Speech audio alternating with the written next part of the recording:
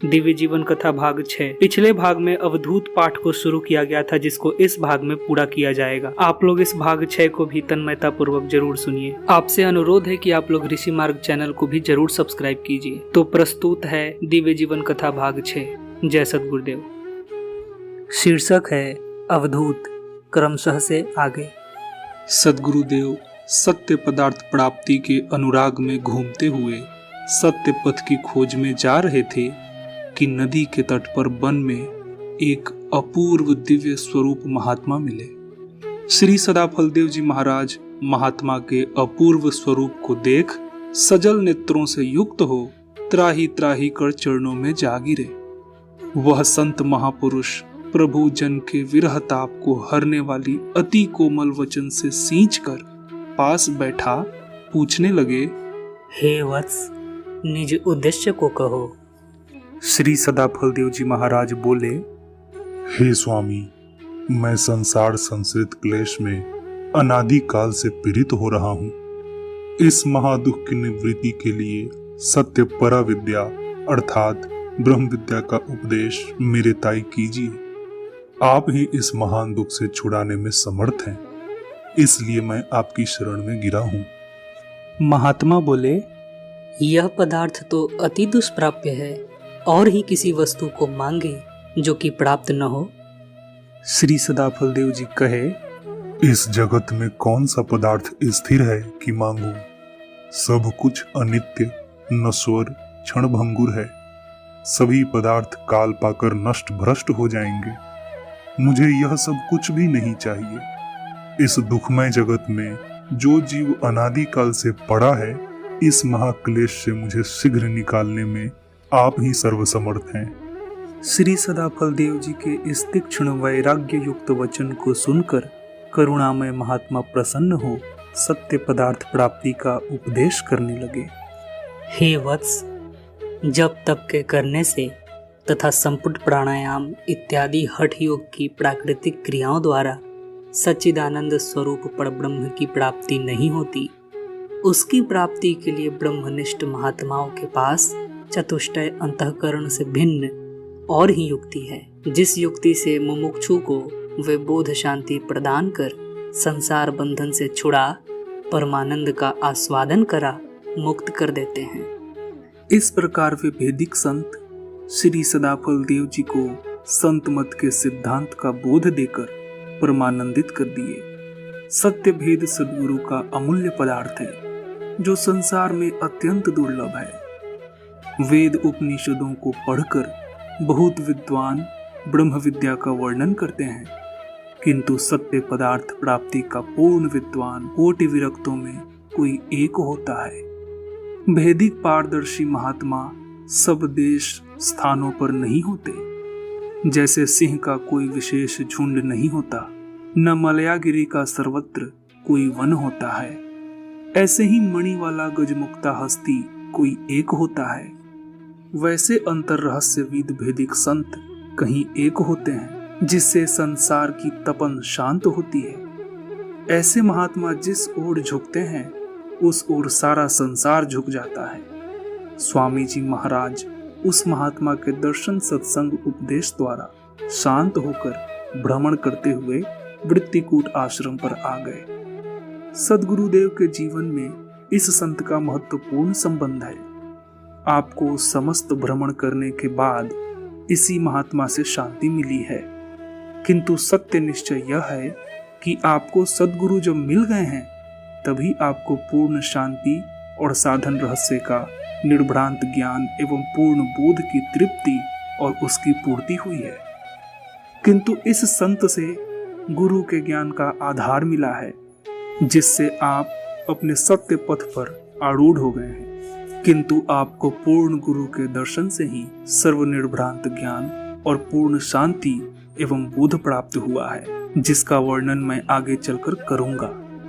सद्गुरुदेव को अपने भेद साधन अभ्यास से ही समग्र ज्ञान प्राप्त हुआ है, और आपने योग की पूर्ण स्थिति प्राप्त करने के बाद ही प्रचार क्षेत्र में पदार्पण किया है। आपकी योग की आंतरिक स्थिति पूर्ण थी, जिसको सर्व सामान्य विद्वान या साधु महात्मा नहीं जान सकते हैं। इस भेद रहस्य को सद्गुरु सेवी अधिकारी भक्त ही जान सकते हैं। न यह ज्ञान आज किसी मत संप्रदाय में है, न इसका आज कोई निर्भ्रांत वेत्ता है। कुछ अंग भंग करके किसी तत्व के जानकार जहां तहां मिलते हैं, किंतु पूर्ण रूप से जानने वाले ब्रह्म विद्या की समस्त कलाओं एवं भेदिक अनुभव और रहस्यपूर्ण विकास करने वाली शक्तियों के प्रदाता कहीं नहीं प्राप्त होते हैं। 500 वर्षों से यह विद्या गुप्त है, इसको स्वामी जी बार बार कहते थे। देश के भ्रमण और संत महात्माओं के संपर्क एवं अन्वेषण से इस विषय में पूर्ण ज्ञान हो सकता है। आज ब्रह्म विद्या के सब अंगों और भूमियों के ज्ञाता ब्रह्मविद्ध संत महात्माओं का दर्शन दुर्लभ है। ब्रह्म विद्या की कोई एक भूमि का ज्ञान रखता है, दूसरी भूमि का ज्ञान नहीं। कोई ब्रह्म विद्या के एक अंग की चर्चा करता है, दूसरे अंग का ज्ञान नहीं रखता। इस कारण से ब्रह्म विद्या का आभ्यंतर भेद साधन रहस्य का ज्ञान पूर्ण रूप से कहीं प्राप्त नहीं होता है। जो आजकल वृत्तिकूट आश्रम के नाम से प्रसिद्धि है, पहले इस स्थान पर एक पर्ण कुटी थी। उसी कुटी में सद्गुरु सदाफल देव भजन करते थे। तत्पश्चात इसी पर्ण कुटी के नीचे भूमि में गुहा खोद दी गई थी। आपने उसी में बहुत दिनों तक भजन योगाभ्यास किया था। कुछ दिनों के बाद आप वहां से उदास होकर एक वन में जा बैठे। तब तक ग्रामवासी जन सुनकर आपके पास आए और इस स्थान को दक्षिण बाग में एकांत स्थान जान गुफा बना दिए। स्वामी जी उस गुफे में कई वर्षों तक रहे। प्रातः बाहर रहते थे, फिर दिन भर गुफा में रह सायंकाल बाहर निकलते थे।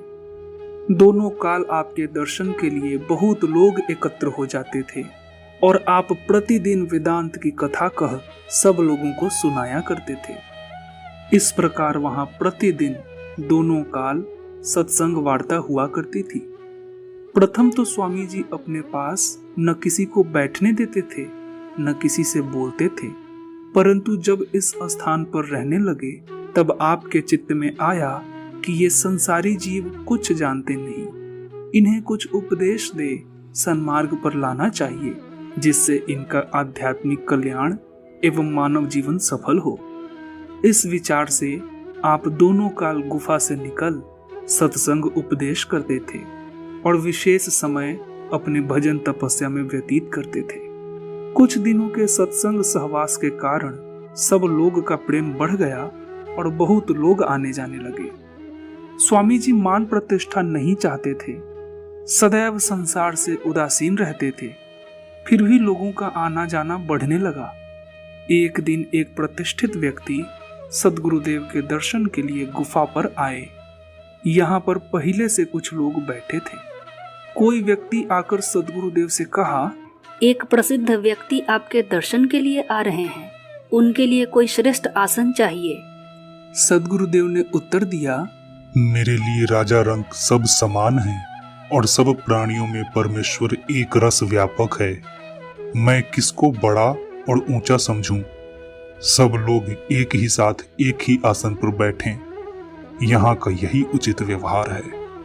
सद्गुरुदेव की ऐसी विरक्त त्यागयुक्त वृत्ति एवं प्रतिष्ठा को देखकर नामधारी सांप्रदायिक कुछ व्यक्तियों ने बड़ी विघ्ने मचाई। वे ईर्ष्यावश व्याकुल हो जहां तहां निंदा कर कहने लगे, जिस विषय को कोई न कभी सुना न जाना, उसी बात को ये कहते हैं, उनके पास कोई मत जाओ।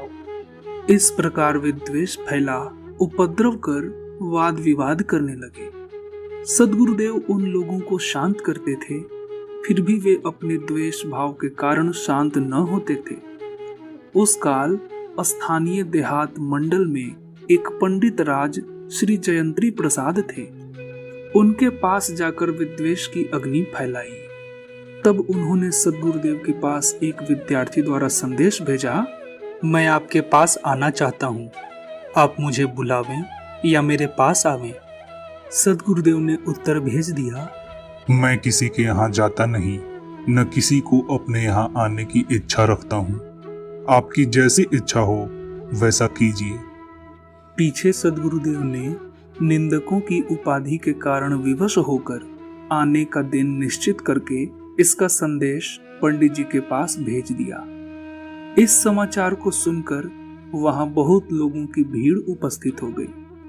पंडित जी अपने विद्यार्थियों को लेकर बड़ी तैयारी के साथ सद्गुरुदेव जी के पास आ गए और वार्तालाप होने लगा। आपसे सामान्य बातचीत होते ही तत्काल पंडित जी सद्गुरुदेव के अपूर्व त्याग युक्त शुद्ध स्वभाव को देखकर प्रभावान्वित हो विस्मय में पड़ गए और प्रसन्न होकर धन्य धन्य कहने लगे। अंत में धन्यवाद प्रशंसा में एक संस्कृत का श्लोक बना सम्मान प्रदान किया। पंडित जयंत्री प्रसाद के मुख से सद्गुरुदेव की प्रशंसा और धन्यवाद सुनकर प्रेमीगण प्रसन्न हुए और निंदकों के मुख में कालिख लग गई। सद्गुरुदेव उस बाग की गुहा में अहर्निशि सत्य मार्ग विहंगम योग का अभ्यास और दोनों काल सत्संग सदुपदेश करते कई वर्ष व्यतीत किए। वह स्थान अभी भी स्मृति रूप से विद्यमान है। वहां विशेष दिन रहने से बहुत लोगों की भीड़ और अधिक जनसंपर्क होने के कारण आसपास के मन में उदासीनता हो गई। पुनः आप उस स्थान को छोड़कर अपने पूर्व स्थान पर आ गए। उसी स्थान पर प्रेमी जनों ने एक पक्की गुहा बना दी और आप उसी गुहा में भजन तपस्या करने लगे। यह वही गुहा है जिसे आज समस्त भारत के शिष्य प्रेमी गुहा वृत्तिकूट कहते हैं। सद्गुरुदेव संवत 1963 विक्रमी में वृत्तिकूट की पक्की गुहा में आकर विशेष रूप से योगाभ्यास परमानंद की प्राप्ति में लवलीन हो गए। इस गुहा के प्रारंभिक निवास में तप्त कृच्छ चांद्रायण महाव्रत को आपने किया था। आपने सदैव संसार से विरक्त होकर चिरकाल तक इसमें निवास कर पूर्ण पुरुषार्थ द्वारा घोर परिश्रम करके समाधि अवस्था की प्राप्ति की। यह वही गुहा है जिसमें आपको सारे ज्ञान विज्ञान अनुभव और विशिष्ट सत्ता का पूर्ण बोध प्राप्त हुआ है। जीवन मुक्त परमानंद की प्राप्ति और सर्व संशय की निवृत्ति और अज गुरुदेव का संत रूप में दर्शन एवं अलभ्य अनुपम सर्वोत्तम ब्रह्म सुख की प्राप्ति इसी गुहा में हुई है। इस वीडियो के लिए सिर्फ इतना ही। मिलते हैं अगले वीडियो में, तब तक के लिए जय सद्गुरुदेव।